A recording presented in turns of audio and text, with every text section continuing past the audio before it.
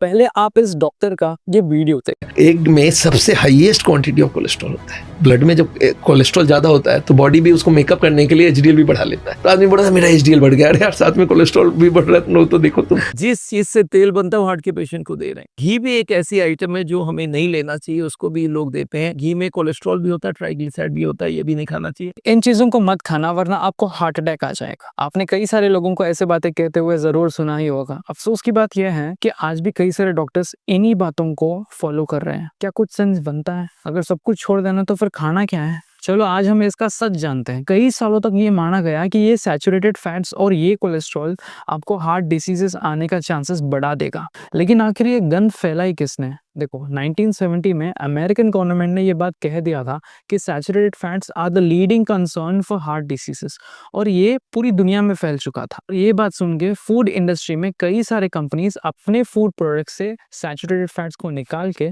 उनमें vegetable oils को डाल दिया। लेकिन फिर 2015 में उसी अमेरिकन गवर्नमेंट ने ये बात कह दिया कि उनसे 1970 में गलती हो गई। सैचुरेटेड फैट्स और हार्ट डिसीजेस का कोई भी लिंक नहीं है, और ये मेरी अपनी जुबान नहीं है। जो कुछ भी मैं बोलूंगा इस चैनल पे वो साइंस और रिसर्च से साबित होगा तभी बोलूंगा। American college of heart association ने एक रिसर्च कंडक्ट करी जो कि एक मेटा एनालिसिस था। मेटा एनालिसिस मतलब कई सारे मल्टीपल रिसर्चेस का एक कॉमन रिजल्ट। और इस मेटा एनालिसिस में ऑलमोस्ट 3 लाख से भी ज्यादा लोगों को लिया गया था और उन पे ये रिसर्च की गई थी। इसमें वो लोग भी थे जिनको सैचुरेटेड फैट्स खाने को कहा गया और वो लोग भी थे जिनको सैचुरेटेड फैट्स खाने से मना कर दिया गया। और रिजल्ट में यही आया कि जो लोग सैचुरेटेड फैट्स को नहीं खाते थे, यानी कि ghee, paneer, coconut oil, milk, eggs, जो लोग इन चीजों को नहीं खाते थे उनकी हार्ट हेल्थ भी उतनी ही थी जितनी कि उन लोगों की थी जो इन सारे चीजों को खाते थे। सैचुरेटेड फैट्स का कोई भी हार्ट से डायरेक्ट लिंक नहीं है। इनफैक्ट ऑलमोस्ट हर कंट्री के रिसर्च ने ये बात साबित भी कर दिया कि सैचुरेटेड फैट्स खाने से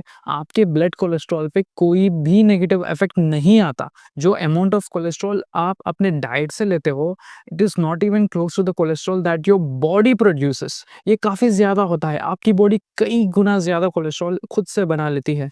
इतना ज्यादा है कि जो कोलेस्ट्रॉल आप अपने फूड से खाते हो, जो डाइटरी कोलेस्ट्रॉल होता है, it is not even close to the cholesterol that your body produces by its own. In fact जो कोलेस्ट्रॉल आपको डाइट से मिलता है from whole foods like milk, eggs, ghee, butter, coconut oil, इस सैचुरेटेड फैट्स की वजह से आपका गुड कोलेस्ट्रॉल बढ़ता है, और जितना गुड कोलेस्ट्रॉल बढ़ेगा उतना बैड कोलेस्ट्रॉल घटेगा। अगर आप अभी भी सैचुरेटेड फैट से डरते हो, डाइटरी कोलेस्ट्रॉल से डरते हो, तो मैं आपको बता दूं कि जो दूध पी के आप पले हो, अपने माँ का दूध, उस दूध में भी सैचुरेटेड फैट्स होते हैं।